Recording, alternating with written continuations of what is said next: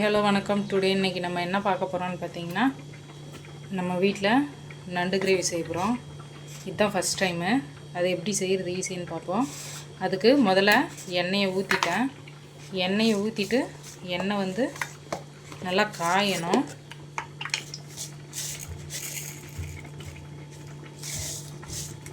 இப்போ எண்ணெய் நல்லா காஞ்சிருச்சு. இப்போ வந்து சோம்பு ஒரு அரை ஸ்பூன் போட்டுப்போம்.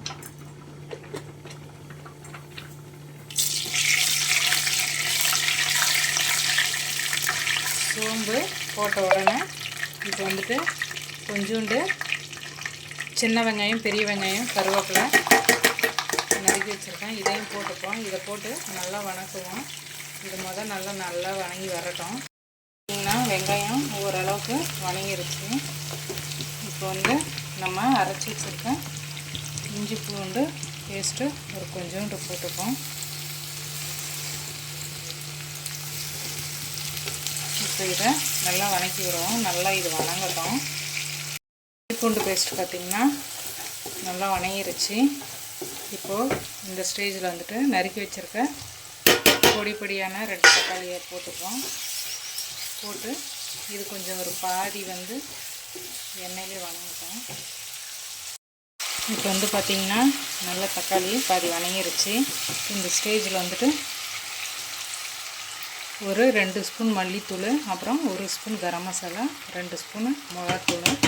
உங்களுக்கு காரத்துக்கு தகுந்த மாதிரி நீங்கள் வந்துட்டு மிளகாத்தூளை சேர்த்துக்கோங்க. இப்போ இதை நல்லா மிக்ஸ் பண்ணி விட்டு ஒரு 2 நிமிஷம் பச்சை வாசனை போகிற வரைக்கும் நல்லா கிண்டி விட்டுக்கலாம்.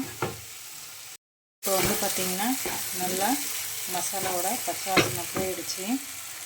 இப்போ வந்து நம்ம கழுவி வச்சுருக்கோம் இந்த நண்டை வந்து இதில் சேர்த்துப்போம்.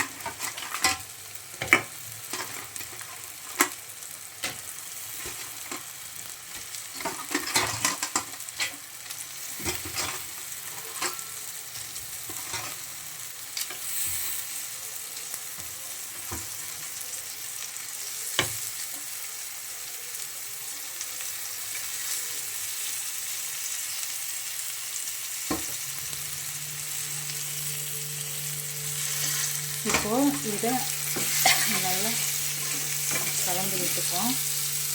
இன்னும் நல்லா நண்டு கிளறி விட்டுட்டோம். இப்போது இது கூட ஒரு கிளாஸ் அளவு ஒரு கொஞ்சோண்டு தண்ணி வேக விட்டு இதை நல்லா கலந்து விட்டுட்டு ஒரு 10 நிமிஷம் மூடி வேக விடுவோம்.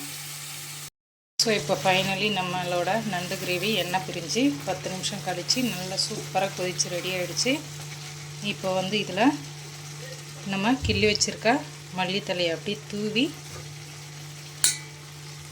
கொஞ்சோண்டு பெப்பர் தூள் அப்படியே ஆட் பண்ணி